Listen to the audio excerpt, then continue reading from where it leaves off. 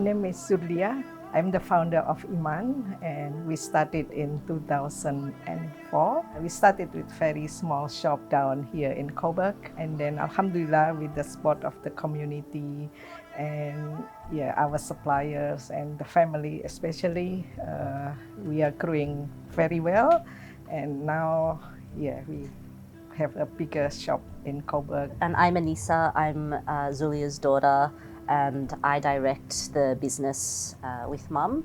So currently we are predominantly selling clothing and books, mainly for the Muslim community, and we have a focus on our ethics, being a sustainable company, but also one that is very community-centric as well.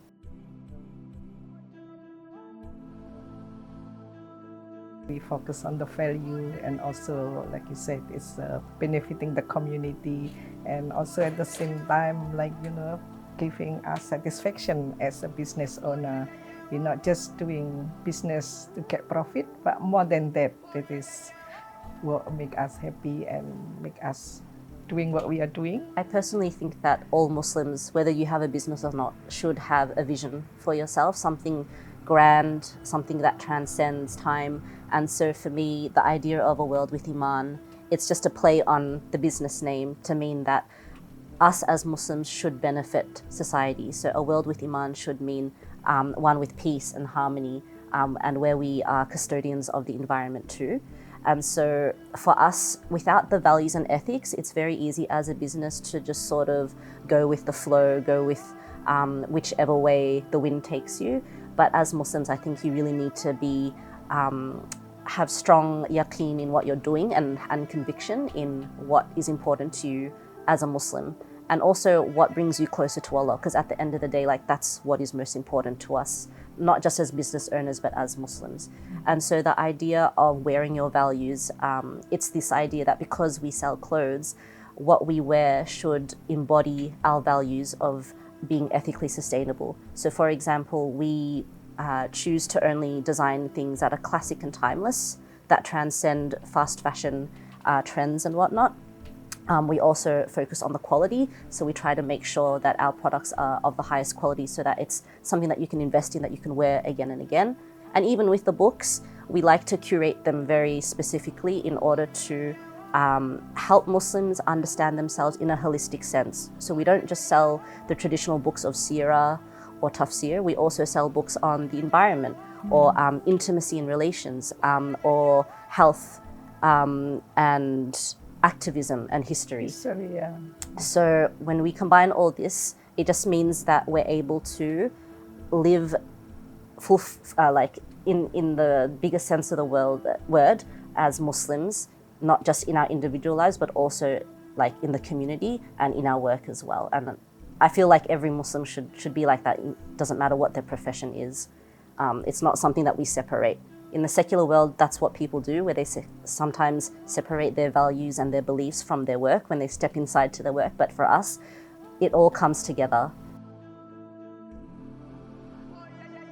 I mean, I think when we first started the business, when Mum was at the forefront, there weren't many businesses providing modest clothing, and so we were that place where everyone had to shop at because there just weren't many options. Now it's entirely different. There's so many other options, and so for us it was thinking about who are we, This is something that we had to ask ourselves regularly, what do we stand for, what are our values?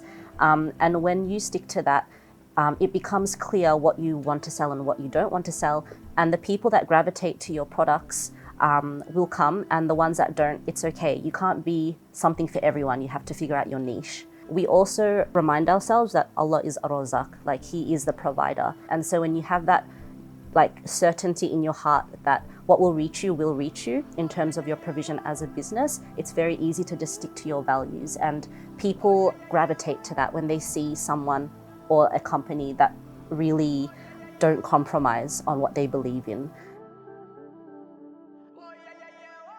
There's a gap in the market. It's very hard for me, myself, personally, to find modest clothing for myself. So this is how I started, and I see this one, and I've got good people in Indonesia that can understand what I'm talking about.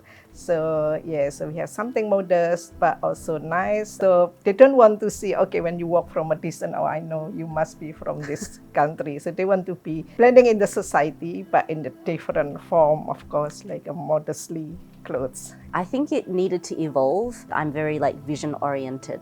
So I needed to ensure that it was something that I would feel would be fulfilling to me. And I thought there was just so much potential with Emaan, not just as a physical shop and online store, but something that could uplift the community. And we already do that because we are very much known within the community. People come here for their special occasions or just for everyday wear. And I wanted to take it a step further. How can we benefit the community further? Not just the locals, but also the communities back home in terms of where we make our products, whether that be in Indonesia or Turkey or even Palestine. Thinking of the community or the Ummah as global, but acting local was something that excited me.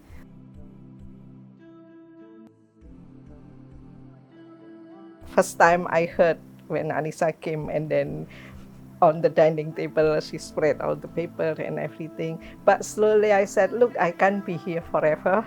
And then I don't want Emaan to go down. Of course, Emaan is my legacy, my family's legacy. So I have to let it go with Anisa. At the same time, I'm happy I have someone in my family to continue on. I think, yeah, it's been a very interesting journey, but overall, it's been such a blessing to be able to work in a family business because I get to see my parents all the time. So it's been interesting to figure out our dichotomy and our relationship in and outside of the business. A lot of what we do now, it's an amalgamation of like what she likes and what I like. And I also know that I need to have a lot of like humility because I think I came into it very excited and energetic, as you do when you're young.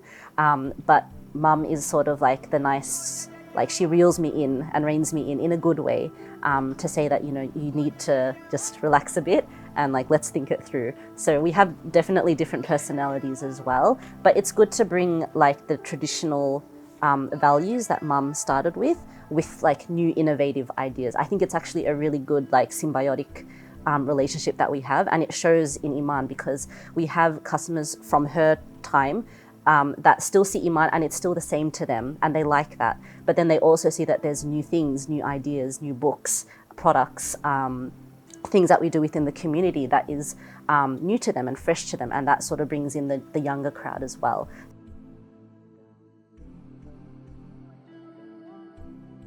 I learned a lot actually from Anisa. Like as a mother, you can't just be very dominant, you know.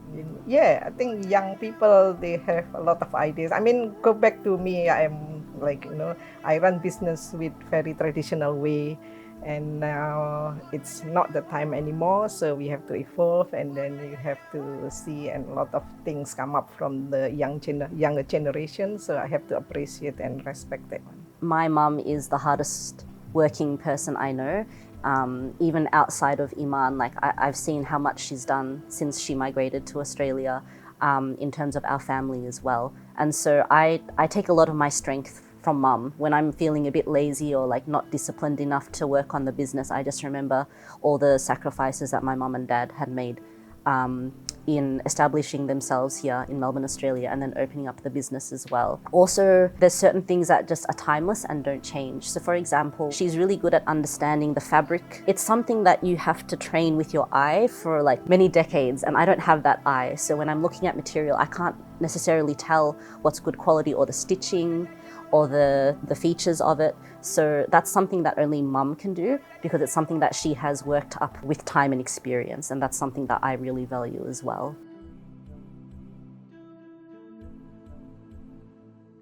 We're trying to make people feel at home, and I want them to feel relaxed. I don't like going into malls or shops where there's loud music and just marketing in your face and bright lights. We want people to feel nice and calm because this is a place where they can express themselves and find something that suits them. Another important part of our customer service is that we talk to our customers just like everyday people. And so from there, we're able to connect with the community more. So we know when people are going through things, when people are having their sons or daughters married.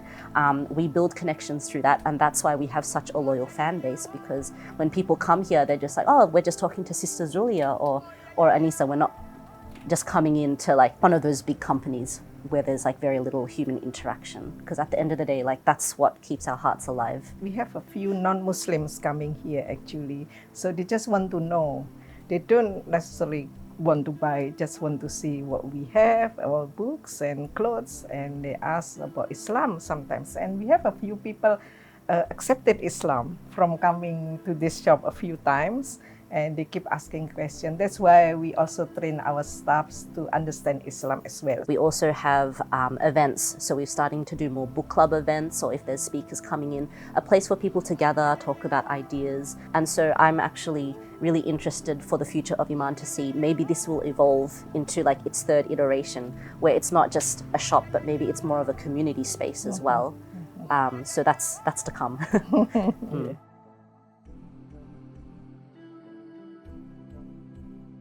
Our happiness or our satisfaction is just how we keep doing the good things for the community, and it's also at the same time to give me the feeling that, you know, the happiness to me and to my family.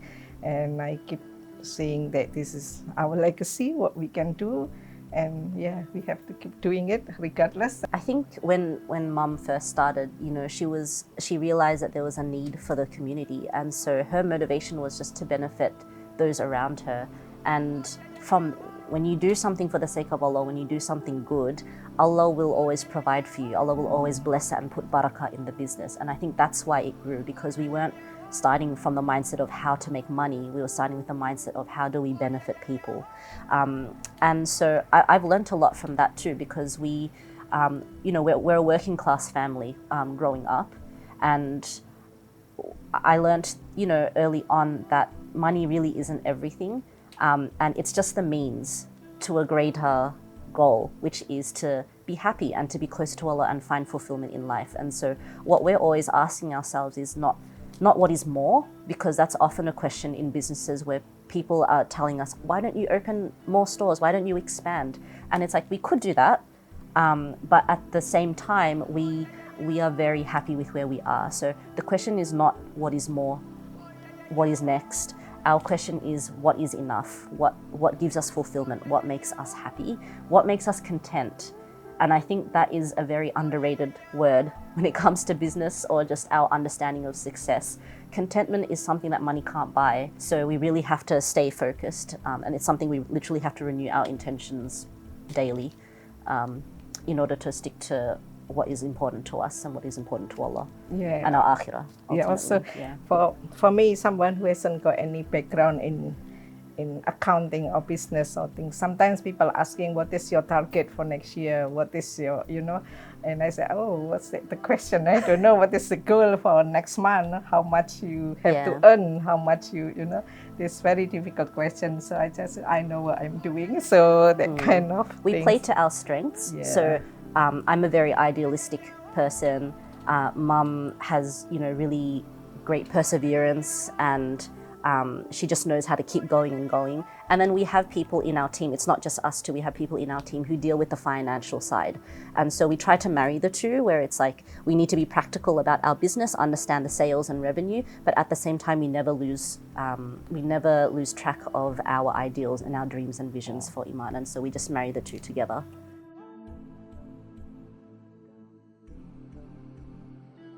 In an ideal Muslim society, you'd have different elements. You've got the mosque, you've got the one who gives zakat, the waqfs, you've got the schools, the hospitals, and businesses are a part of that. And in an ideal society, you would have the Muslim dollar staying within our community or benefiting our community. And so we've been able to do that in our very own small way. Anything that we do, it not only benefits the customer with the products, but that money and revenue goes back into a business that's, you know, ethically aligned with them, and also helps us as a family. and the other families that we employ as well. So we have other workers and staff, and the fact that we're able to financially provide for them too and give them a halal income in an Islamic environment, that's everything to me.